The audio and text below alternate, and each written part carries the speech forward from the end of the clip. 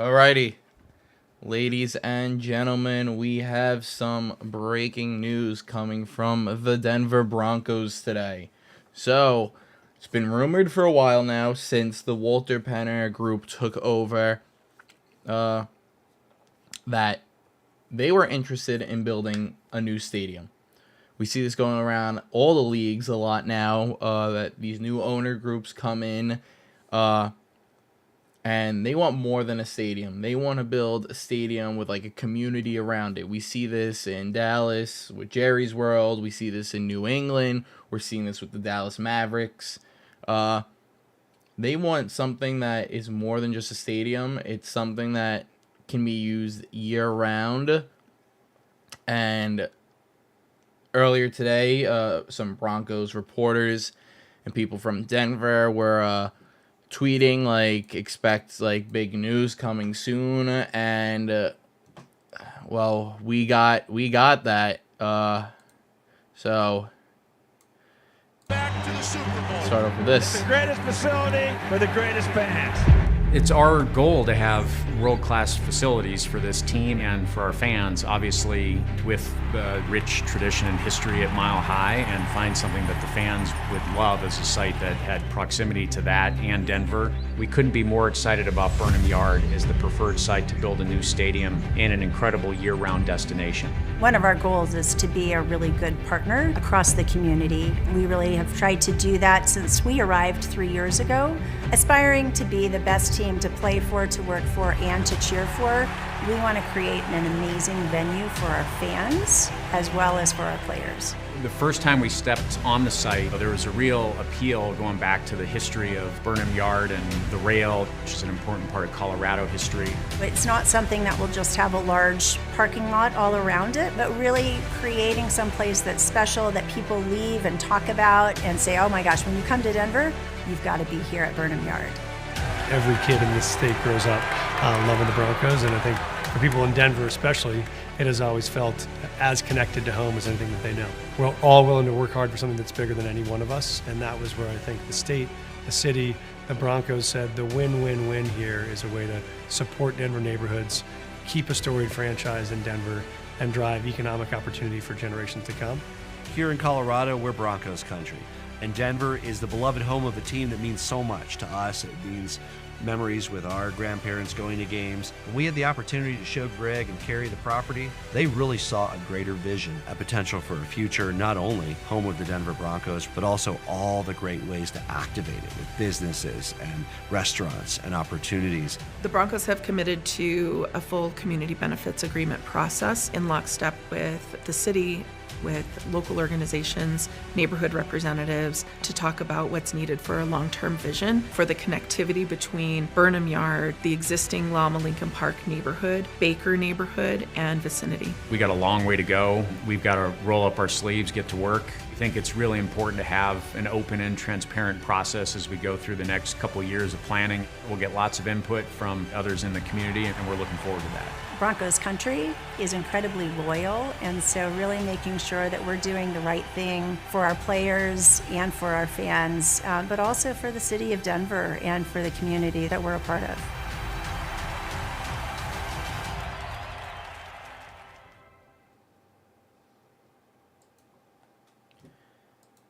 And that, at the end, that Lombardi trophy ultimately is the goal of the stadium.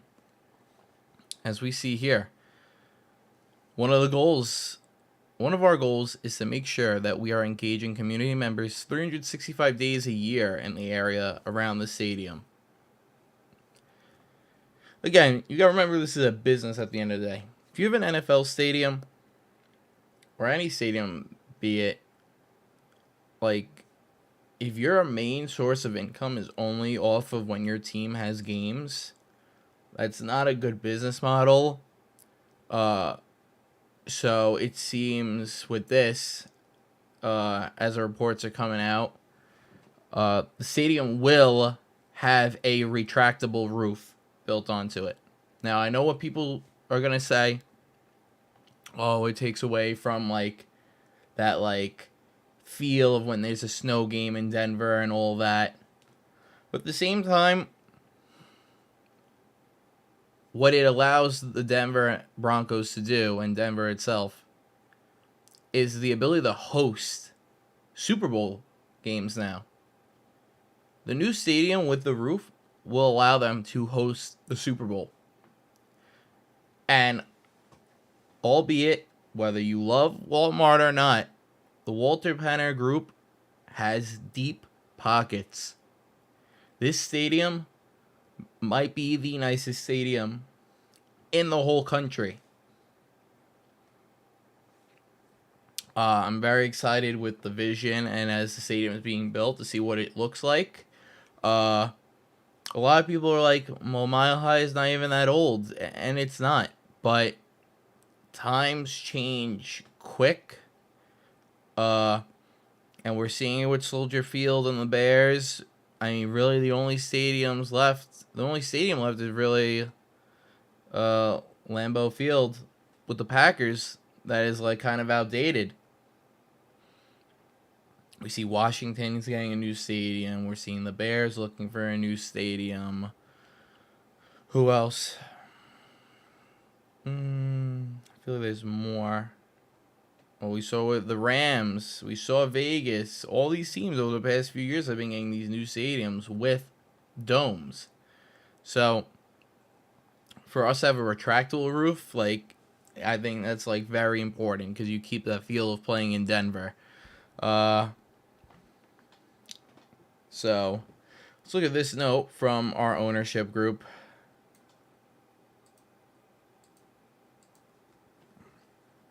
Dear Broncos Country, today marks an important step forward in a shared vision for the Denver Broncos, the city of Denver, and the state of Colorado.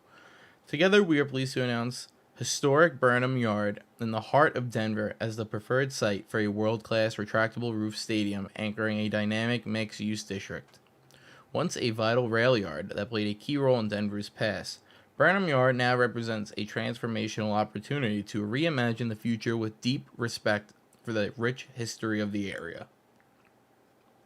In the spirit of a true civic partnership, the Walton Penner Family Ownership Group will privately fund this investment and work with the community, city, state to reconnect historic neighborhoods with no new taxes. These shared public improvements will ensure benefits extend far beyond game days with better accessibility, connectivity, and multimodal transit options. That is huge if you live in the Denver area. Huge. Like I said, this ownership group has deep pockets. They are not like other owners. Whatever your opinions are on Walmart and all that, these groups, this group is different. Greg Penner and Carrie Walton Penner. They truly love this team. They love the city of Denver. Privately funding the stadium so that way taxes are not increased. By building in this major railroad area that is no longer in use, you're upgrading the transit options for these people, making it easier to travel. These are huge things. This isn't just, hey, we're building a stadium in the middle of your city, it's going to mess everything up. They're building in an area that will improve the people that live here's lives. That's huge. And the retractable roof, as we were talking about earlier, is very, very important. It allows us to become a mixed-use district, not just stadium, district. While this is an exciting milestone, we recognize that there is much more work to be done ahead of a targeted stadium completion for the 2031 NFL season. Today is not yet a celebration, but rather a meaningful checkpoint reflecting years of research, collaboration, and planning, as well as necessary land agreements and feasibility studies. Most importantly, this announcement marks the beginning of a much deeper and transparent phase of broader engagement with our neighbors. The Broncos are fully committed to a strong and inclusive community benefits agreement process that will begin immediately. Together, we will work hand in hand with Denver City Council, local neighborhoods, and community organizations, including Denver Water, to shape this vision with their needs and priorities in mind. Our goal for this ambitious project is to build a community that connects fans, neighbors, and future generations across Colorado. In addition to creating a modern new home for the Broncos, this vibrant hub will attract premier events, driving impact for Denver and the entire Rocky Mountain region. With a storied history that predates Colorado's statehood, Burnham Yard stands poised to be revitalized into a thriving development where sports and entertainment, housing, business, and community blend to create a one-of-a-kind year-round destination. Denver has been the proud home of the Broncos since day one. This community-inspired vision will allow our city and team to continue to grow and thrive together at Burnham Yard. There is a long road ahead, and we believe we can get there together. Every step of the way, our approach will be guided by humility, respect, and a shared commitment to the city of Denver, state of Colorado, and all of Broncos country. This is huge. If you're a Broncos fan, and more importantly, if you live in the Denver area, I don't. I live in New York, so it doesn't affect me. But if you live in this Denver area, this is huge. It is going to have such a good economic impact in this area. As we went over, better accessibility, connectivity, and an upgraded transit options. That is huge for a city like Denver.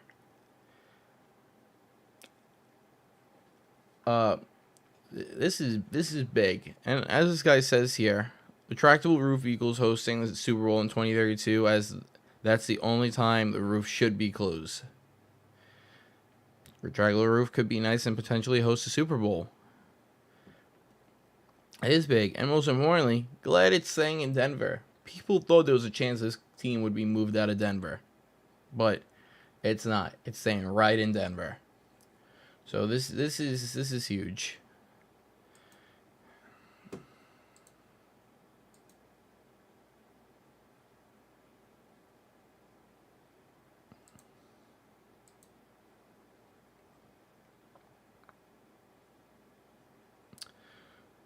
The Walter Penner Group has pressed all the right buttons since taking over ownership of the Broncos. We are very lucky to have them, and I am genuinely thankful that they seem to truly care about the Denver pillar they took over and what it means to this city and people.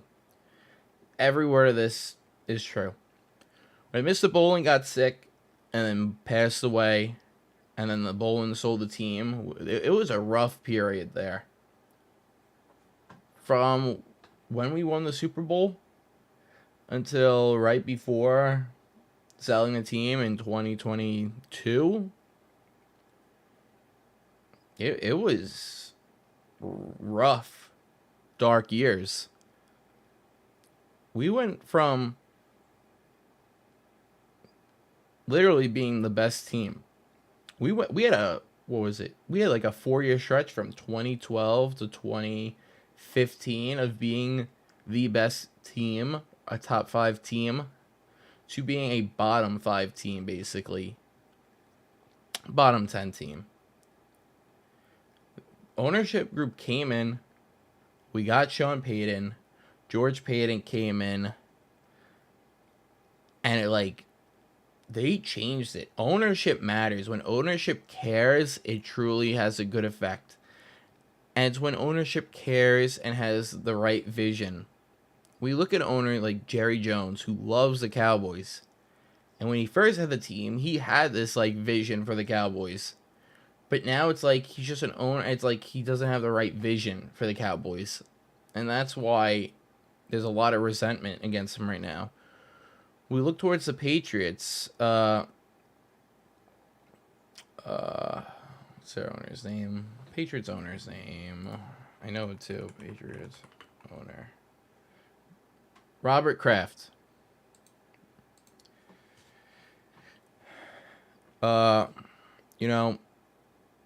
Same thing. Built around that Patriots, that New England area. Team won a lot. But then, you get older. You kind of he wants to win. He wants to do good. But it seems like things just haven't been right since Brady and Belichick left. Really, since Brady left. But so we look at an ownership group like this, and it's just like incredible. It's really good to see, and this is big for the Broncos. Any other posts they got going? No. But yeah, that's the breaking news. New stadium coming for the Denver Broncos. The goal is 2031, and honestly, I expect them to be done by then. I don't expect any delays. Hopefully, hopefully they get the site up and going quick. Seems like they've really took care of like all the things that might hold them back with community groups, any government interference or whatever it is. They're gonna fund it themselves. So very, very good. Let's get into some other news with the Broncos. So, starting off, RJ Harvey up for Rookie of the Week. Will he win it? Probably not. Mika Ibuka's probably going to win it. 2 touchdowns, 4 catches, 67 yards, I think. He'll win it. Can't not give it to him. But RJ, you know what? Like we said, 6 carries for like 70 yards. Yes, 1 carry went for like 50. But if he was the workhorse back that took them all the reps, his stat line could have been crazy. We could have had our first 100-yard rusher in years when I voted for him. In other news, also, Evan Ingram. So, all these doctors on Twitter.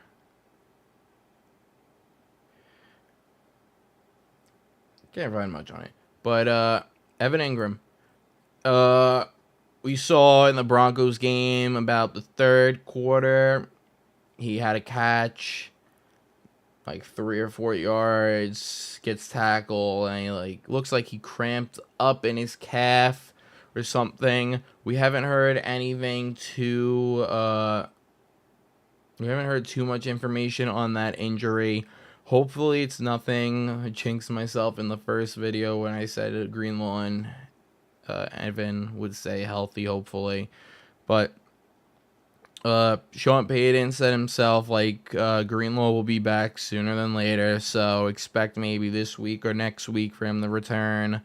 Hopefully Ingram, it isn't too much. Hopefully it really just was a cramp and he's back for this week. Other than that, I don't think we really had we didn't have any really injuries. Payton also said he has to be better in play calling. We should have utilized the run game more. Something big I saw is his play calling, as great as he is, his play calling is very bland. Every quarterback starts off the game good. You have your 15 scripted plays, whatever it may be. But then play calling just got very stagnant. It wasn't anything creative or it wasn't anything game changing that we really needed. We verse a gritty Colts team this week coming up, the Peyton Manning Bowl. Colts look good, man. They looked good. But they verse a terrible Miami team. I expect the Broncos to get the win. Might be close. Daniel Jones looked great, so we'll see what happens. But I expect the Broncos to win. And yeah, other than that, there's not really too much Broncos news today. It's Players' Day off. Today's Tuesday. Yeah, it's Tuesday. Players' Day off. So they'll be back at it tomorrow. We'll get injury reports throughout the week until and we'll see what happens Sunday. So yeah, that's really it. So that's the emergency breaking news from the Denver Broncos. Oh yeah, something small that happened, or not really small, but something that happened earlier today. I don't know if they post anything. Broncos sign former Cowboys running back Deuce Vaughn to the practice squad. A little weird signing. being that now we have 5 running backs basically. We have RJ and JK as our like 1A, 1B, and then Jaleel and Tyler Bidet, which Bidet got the start last game. I would like to see Jaleel, I said. So we'll see. And then Deuce Vaughn on the practice squad. So I guess it's never bad to have backup options for injury. So yeah, that's all the news for today. Quick little episode. Hope you guys enjoyed. I hope you guys are excited as I am and the rest of the Broncos fans are for this new stadium. And I will see you guys